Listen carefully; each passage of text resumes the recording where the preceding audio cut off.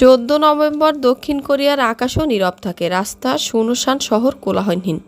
কারণ এই দিনটি সুনেং দক্ষিণ কোরিয়ার সবচেয়ে গুরুত্বপূর্ণ বিশ্ববিদ্যালয় ভর্তি পরীক্ষা স্কলাস্টিক অ্যাবিলিটি টেস্ট সিএসটি, যা শুধু শিক্ষার্থীদের জন্য নয় বরং পুরো জাতির জন্য এক বিশাল মাইলফলক। সুনেংয়ের দিন একদিনের জন্য পুরো দক্ষিণ কোরিয়া থেমে যায়, যাতে পরীক্ষার্থীরা নির্বিঘ্নে তাদের ভবিষ্যৎ নির্ধারণে মনোযোগ দিতে পারেন। পরীক্ষা চলা সময় কেমন থাকে পরিবেশ? এদিন পরীক্ষার্থীদের মনোযোগে কোনো বিঘ্ন না ঘটে তার জন্য একাধিক ব্যবস্থা নেওয়া হয়। দুপুর 1টা 5 মিনিট থেকে 1টা 35 মিনিট পর্যন্ত বিমান চলাচল বন্ধ রাখা হয়, যাতে ইংরেজি শ্রবণ পরীক্ষার 20 মিনিটের সময় সুনির্দিষ্ট নীরবতা বজায় থাকে। তাছাড়া দেশের বিভিন্ন জায়গায় নির্মাণ কাজ বন্ধ রাখা হয় এবং যানবাহনের হর্ন বাজানো কঠোরভাবে নিরুৎসাহিত করা হয়। বিশেষ সহায়তা ও নিরাপত্তা ব্যবস্থা। এদিন শহরের রূপ বদলে যায়, দোকানপাট দেরিতে খোলে, স্টক মার্কেটও দেরিতে চালু হয়, যানজট এড়াতে অতিরিক্ত গণপরিবহন ব্যবস্থা চালু করা হয় এবং 10,000-এর বেশি পুলিশ কর্মকর্তা সড়কপথে মোতায়েন থাকে।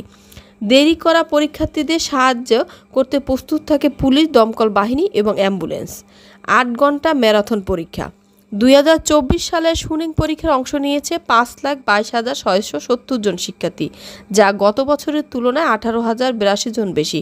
সারা দেশে 1,282টি কেন্দ্র 8 ঘন্টা এই পরীক্ষা অনুষ্ঠিত হয়। শিক্ষার্থীরা 5টি বাধ্যতামূলক বিষয়ে পরীক্ষা দেয়: কোরিয়ান ভাষা, অঙ্ক, ইংরেজি, কোরিয়ান ইতিহাস এবং সোশ্যাল স্টাডিজ।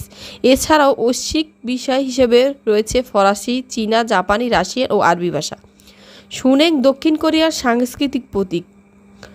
সুনেং শুধু একটি পরীক্ষা নয়, এটি দক্ষিণ কোরিয়ার শিক্ষার প্রতীক, দেশটির অধ্যবসায়, পরিশ্রম ও ভবিষ্যতের জন্য ত্যাগের চিত্র।